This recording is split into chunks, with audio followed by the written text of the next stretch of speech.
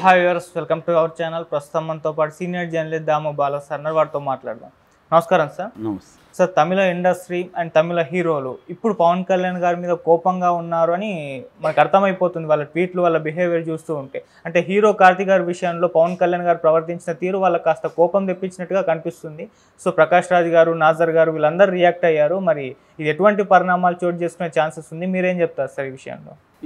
పవన్ కళ్యాణ్ కొంత తొందరపడి స్టేట్మెంట్ ఇచ్చినట్టుగా ఇక్కడ కూడా అందరూ చాలామంది అనుకుంటున్నారు. ఎందుకంటే ఆయన కార్తీ మాట్లాడిన దాంట్లో పెద్ద విషయం ఏం లేదు. ఆయన సత్యం సుందరం ప్రీ రిలీజ్ ఫంక్షన్లో అక్కడున్న యాంకర్ ఆమె లడ్డు కావాలా నాన్న అన్నట్టుగా ఆమె సరదాగా దాన్ని మాట్లాడింది. ఎందుకంటే ఇప్పుడు లడ్డు ఇష్యూ జరుగుతున్నప్పుడు మనం కూడా కలిసినప్పుడు లడ్డుల మీద జోకులు వేసుకుంటాము. ఫేస్బుక్లోను, ట్విట్టర్లోను అన్నిట్లో జోకులు అందరూ వేసుకుంటుంటారు. అంత మాత్రాన అదేదో హిందువుల మనోభావాలను హత్య చేసినట్టు కాదు. మన మీద మనం కూడా జోకులు, దేవుళ్ళ మీద కూడా జోకులు ఉన్నాయి కదా. దేవుళ్ళ మీద అనేక పిట్టకథలు ఉన్నాయి, జోకులు ఉన్నాయి. సో సీరియస్ విషయాన్ని కూడా సెటైరు, జోకుల్లోకి మారడం అనేది వెరీ వెరీ కామన్. సో దాన్ని పవన్ కళ్యాణ్ రెండోది ఏంటి, ఆయనేమి జోకే లేదు. ఆమె వేస్తున్నప్పుడు లడ్డు కావాలన్నా అడిగినప్పుడు వద్దమ్మా అది సెన్సిటివ్ ఇష్యూ, ఎందుకంటే అక్కడ వాతావరణం అంతా జోవెల్గా ఉంది. అదే జోవెల్లో నుంచి ఆయన మాట్లాడాడు, నవ్వుతూ మాట్లాడే తప్ప లడ్డుని కించపరుస్తూ నవ్వింది కాదు ఆయన. ఆ జోవెల్ మూడ్లో నుంచి నవ్వుతూనే ఇది సెన్సిటివ్ ఇష్యూ వద్దన్నాడు. మంచిదే కదా అన్నాడు, సెన్సిటివ్ ఇష్యూ వద్దన్నాడు తప్ప ఆయన ఏమి జోకులు వేయలేదు కదా. ఆయన ఏమన్నా జోకులు వేసి లడ్డు మీద చేస్తున్నా కూడా అది ఈయన కోపం వస్తుందంటే అర్థం చేసుకోవచ్చు. అప్పుడు కూడా ఏం కోపం రావాలని వల్ల లడ్డు మీద జోకులు వేస్తే ఈయనకెందుకు హర్ట్ అవ్వాలి. సో కానీ తను ఎవరు కార్తీ లడ్డు మీద కూడా జోక్ లేకుండా దాన్ని అవాయిడ్ చేశాడు. సో నిజానికి అతను మంచి పనే చేశాడు తప్ప, హుందాగా వ్యవహరించాడు తప్ప అతను ఎక్కడ దీని మీద కించపరిచే విధంగానూ ఇంకోటి చేయలేదు. దానికి తను ఓవర్గా రియాక్ట్ అయినట్టు కనబడుతుంది. అంత రియాక్ట్ అవుతాడని ఎవరు కూడా అనుకోలేదు. ఇదేంది ఇంత ఓవర్గా రియాక్ట్ అయ్యాడు ఇతనేమో ఒక పక్క క్రిస్టియన్ భార్య, ఇతనేమో అతనే చెప్పాడు నేను బ్యాప్టిజం తీసుకున్నానని. ఇతను మళ్ళీ సనాతన ధర్మానికి కట్టుబడి ఉన్నట్టు అనేకసార్లు నాకు అన్ని మతాలు సమానం అన్నాడు. వాళ్ళ అన్నేమో చిరంజీవి, వాళ్ళ అన్నలు ఇద్దరు చిరంజీవి కానీ నాగబాబు ఇద్దరు కూడా దేవుళ్ళు లేరు, మా దృష్టిలో దేవుడి మీద నమ్మకం లేదన్నారు. మరి ఇంట్లోనే అలాంటి వాళ్ళు ఉన్నారు. ఈయన కూడా నాకు సర్వమతాలు సమానం, నా భార్య క్రిస్టియను, నా పిల్లలు క్రిస్టియన్సు అనేది మాట్లాడినాడు. అలాంటప్పుడు ఇతను అంత ఓవర్గా రియాక్ట్ అయిపోయి హిందూ మతాన్ని ఇతను ఒకటే భుజాల మీద మోస్తున్నట్టు ఇంత రియాక్ట్ అవ్వడం ఏంటి అనేది అందరూ కూడా షాక్ అవుతున్నారు. నెగిటివ్గా పవన్ కళ్యాణ్ మీద ఈ మధ్యకాలంలో ఎప్పుడు లేనంతగా సోషల్ మీడియాలో నెగిటివ్ పోస్టులు బాగా పెరుగుతున్నాయి. పవన్ కళ్యాణ్ సినిమాల్లో ఆయన దీంట్లో దీని దగ్గర ముట్టించుకోవడాలు, దాని మీద వేసిన జోకులు అవన్నీ కూడా ఇప్పుడు వీడియోలు బయటకు వస్తున్నాయి. అంటే నువ్వే నీ జీవితంలో ఆచరించిన దాన్ని నువ్వు వచ్చి ఇప్పుడు దాని మీద ఎవరు జోకులు వేయకూడదు, దాన్ని ఎవరు ఇది చేయకూడదు, నేను హిందూ మతాన్ని సనాతన ధర్మాన్ని కాపాడుతానడం ఏంటి అనేది ఒక చర్చ అయితే, రెండో చర్చ అసలు నువ్వెవరయ్యా మా హీరోలని సారీ చెప్పించుకోవడానికి, నీకేం సంబంధం, నువ్వు ఉంటే నువ్వు చేసుకో, మా హీరోలకి ఆ ఫ్రీడమ్ లేదా అని తమిళ ఇండస్ట్రీ ఇప్పుడు హర్ట్ అయినట్టు కనబడుతుంది. ఎందుకంటే ఆల్రెడీ ప్రకాష్ రాజ్ కూడా ట్వీట్ చేశాడు, ఇదేంటి చేయని తప్పుకి సారీ చెప్పించుకునే ఆనందం ఏంటో జస్ట్ ఆస్కింగ్ అనేది ఆయన పెట్టాడు. దాంతో ఇప్పుడు నాజర్ రంగంలో దిగి, ఎందుకంటే నాజర్ ఎప్పుడు కూడా అక్కడ యూనియన్లలో యాక్టివ్గా ఉంటాడు, నడిగర్ సంఘం ఇదంతా కూడా ఆయన ఎప్పుడూ యాక్టివ్గా ఉంటాడు. ఆయన కొంత సోషలీ కాన్షియస్ ఉన్న వ్యక్తి, కొంత సమాజానికి సంబంధించిన అండర్స్టాండింగ్ కానీ డీప్ అండర్స్టాండింగ్ ఉన్న వ్యక్తి. నేను కూడా ఆయనతో 2-3 సార్లు ఇంటరాక్ట్ అయ్యాను. సో నాలెడ్జబుల్ వ్యక్తి. ఆయన రంగంలోకి దిగి ఆయన కూడా ఇదయ్యాడు, ఇదేంటిది అతనెవడు మన హీరోని సారీ చెప్పమని అడగడం ఎవరు, అతనెవరు బెదిరించడానికి, అతనికి ఏమి ఉంది, అతను చేసుకుంటే అతను మెట్లు కడుక్కుంటాడా, ప్రాయచిత్తం చేసుకుంటే చేసుకోవాలి. లడ్డు అనే దాని మీద ఎవడు ప్రపంచంలో జోక్ లేకూడదంటే ఎట్లా, జోక్ వేసింది అతను జోక్ కూడా వేయలేదు.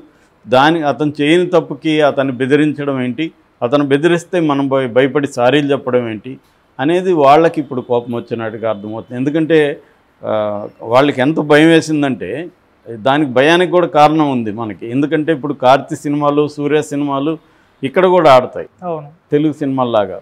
సో అందుకని రేపు పొద్దున పవన్ కళ్యాణ్తో గొడవ పెట్టుకుంటే మన సినిమాలకి ఇబ్బంది అనేది వాళ్ళ భయం. లేకపోతే ఇతన్ని చూసి వాళ్ళు ఎందుకు భయపడతారు? మేజర్గా ఇది మార్కెట్ బిజినెస్కి సంబంధించిన అంశం కాబట్టి వాళ్ళు ఇమీడియట్గా అతను సారీ చెప్పేద్దాం ఎందుకులే అని సారీ చెప్పేసినట్టుగా ఉంది. అది కూడా మిస్అండర్స్టాండింగ్ అనేది చెప్పాడు అతను. అన్ఇంటెన్షనల్ అనే చెప్పాడు. అన్ఇంటెన్షనల్ మిస్అండర్స్టాండింగ్ అని ట్వీట్ పెట్టాడు ఆయన. ఎవరు? కార్తీక్. అంటే నేను ఇంటెన్షన్గా ఏమి అనలేదు, అన్ఇంటెన్షనల్గా అటువంటి మీనింగ్ ఏమన్నా వచ్చుంటే సారీ చెప్తున్నాను అనేది అన్నాడు.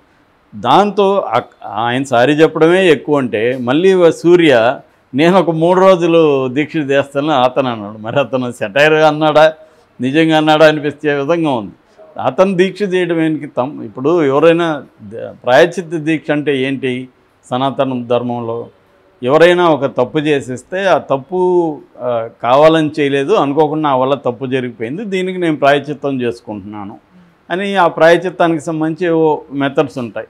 వాళ్ళు అన్నం తినకపోవడమో, లేకపోతే తను తాను మంచినీళ్ళలో మునగడమో, లేకపోతే ఏదో అట్లా నిప్పుల్లో చేయి పెట్టడమో, ఏదో ప్రాయశ్చిత్తం అనేది అంటే సెల్ఫ్ పనిష్మెంట్ అనమాట. వాళ్ళకి వాళ్ళు శిక్ష వేసుకుంటారు. అది ప్రాయశ్చిత్త దీక్ష. ఇతను అవి కూడా ఇతనేమి శిక్ష వేసుకోవాలి. మెట్లు కడిగినాడు, అది కూడా దాని మీద కూడా జోకులు వస్తున్నాయి. ఎవరైనా మెట్లు కింద నుంచి పైకి కడుక్కొని వెళ్తారు కానీ పైనుంచి కిందకి కడుక్కొని వెళ్తారా అని. అంటే పై మెట్టు కడిగావు మళ్ళీ కింద మెట్టు కడిగితే కింద నుంచి మెట్లు కడుక్కొని వెళ్తున్నాడు పైకి. కింద నుంచి కడిగితే మళ్ళీ ఆ మురికంత కిందకు వస్తుందిగా, కడిగిన మెట్ల మీదకి వస్తుందిగా. పైనుంచి కడుక్కుంటా రావాలి. అట్లా కాకుండా నేను కింద నుంచి కడుక్కుంటా వెళ్ళాడు. మామూలుగా కింద నుంచి మెట్లు పూజించుకుంటా వెళ్తారు, కానీ రివర్స్లో ఇతను చేశాడు. ఇతనికి అది కూడా తెలియదు అన్న విమర్శలు కూడా ఉన్నాయి. సరే, అవన్నీ పక్కన పెడితే ఇప్పుడు తమిళ ఇండస్ట్రీలో మెల్లగా ఫస్ట్ టైం పట్టింది వాళ్ళకి రియాక్ట్ అవ్వడానికి. వీళ్ళు సారీ చెప్పేసరికి ఇంకా హర్ట్ అయ్యారు. సూర్య సారీ చెప్పి నేను ప్రాయచిత్తం కూడా చేసుకుంటానంటే తప్పు చేసినట్టు ఒప్పుకున్నట్టే కదా ఆయన. సో అందుకని ఇప్పుడు తమిళ ఇండస్ట్రీ రియాక్ట్ అయింది, నాజర్ లాంటి వాళ్ళు రియాక్ట్ అయ్యారు. నాజర్ లాంటి వాళ్ళకి ఇబ్బంది లేదు, ఎందుకంటే ఆయన క్యారెక్టర్ ఆర్టిస్ట్ కాబట్టి. రేపు పొద్దున ఇక్కడ ఏమి తెలుగు ఇండస్ట్రీ మొత్తం పవన్ కళ్యాణ్ మాట ఏమి ఉంది. ఇక్కడ తెలుగు ఇండస్ట్రీలో పవన్కి యాంటీ బ్యాచ్లు కూడా బోరు మంది ఉన్నాడు. అంతెందుకు వాళ్ళ ఇంట్లోనే ఉన్నాడుగా అల్లు అర్జున్. కాబట్టి రేపు అల్లు అర్జునే నాజర్కి అన్ని సినిమాల్లో నాజర్కి ఇయ్యండ్ర క్యారెక్టర్లు అని చెప్పచ్చు. కాబట్టి నాజర్కి పోయేదేం లేదు. కానీ సూర్యకి లేకపోతే ఇట్లా తమిళ్ బైలింగ్వల్ హీరోలకి కొంత ఇబ్బంది. ఎందుకంటే కార్తీ సినిమాలు సూర్య సినిమాలు తెలుగులో కూడా ఆడతాయి. రేపొద్దున వీళ్ళు ఏమైనా ఇబ్బంది పెడితే, ఎందుకంటే రేవంత్ రెడ్డి కూడా వాళ్ళ మనిషే కాబట్టి 2 రాష్ట్రాల్లో ఇబ్బంది పెట్టగలరు పవన్ కళ్యాణ్ అనుకుంటే. అతను పట్టుదలకు పోయాడు అనుకో, పవర్ ఉంది, అతను 5 ఏళ్లలో ఇబ్బంది పెట్టచ్చు. ఎందుకులే ఒకసారి చెప్తూ పోయిందని వాళ్ళు డిసైడ్ అయిపోయి చెప్పినట్టుగా ఉంది. కానీ ఇది తమిళ ఈగోని హర్ట్ చేసింది. ఎందుకంటే ఒక తెలుగు హీరో తమిళ హీరో తప్పు చేయకుండా అతన్ని బెదిరించడం ఏంటి, ఆ బెదిరిస్తే ఇతను భయపడిపోయి సారీ చెప్పడం ఏంటి, మళ్ళీ వాళ్ళ అన్న సారీ చెప్పడం ఏంటి అని ఇప్పుడు అక్కడ తమిళనాడులో అదే మొదలైంది. దాంతో రజనీకాంత్ను కూడా రంగంలో దించారు. నువ్వు కూడా మాట్లాడాలి దీని మీద అని అన్నట్టుగా తెలుస్తుంది. కానీ రజనీకాంత్ ఆయన కూడా సనాతన ధర్మం ఇదంతా మాట్లాడే వ్యక్తి, హిమాలయాలకు వెళ్తుంటాడు. ఇప్పుడు ఆయన ఇన్వాల్వ్ కావడానికి ఆయన ఫీల్ అవుతున్నాడు. ఇదేంటంటే పవన్ కళ్యాణ్ వర్సెస్ తమిళనాడు ఇండస్ట్రీ కాదు, ఇది మళ్ళీ హిందూ మతం ఇవన్నీ వస్తుంది. ఆల్రెడీ తమిళ్లో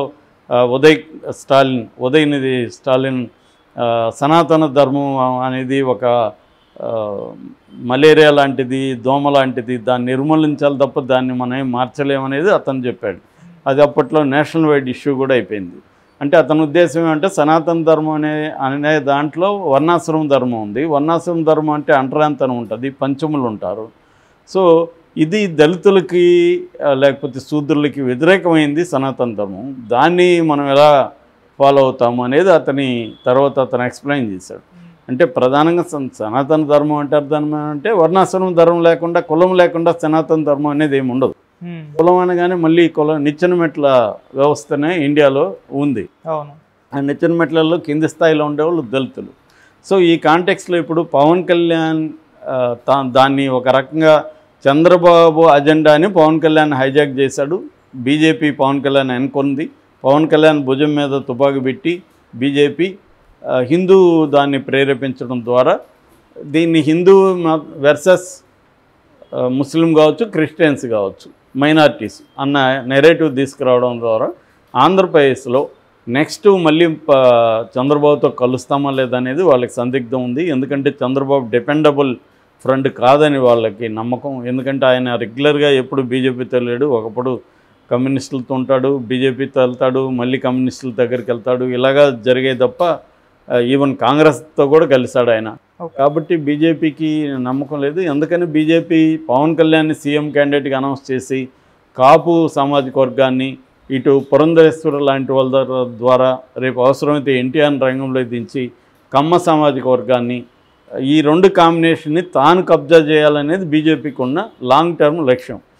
అందులో భాగంగా వచ్చిన అవకాశాలని బీజేపీ ఉపయోగించుకుంటుంది. ఆ రకంగా ఇప్పుడు ఉపయోగించుకుంది. బట్ ఇది మల్టీ డైమెన్షనల్గా మారిపోయింది.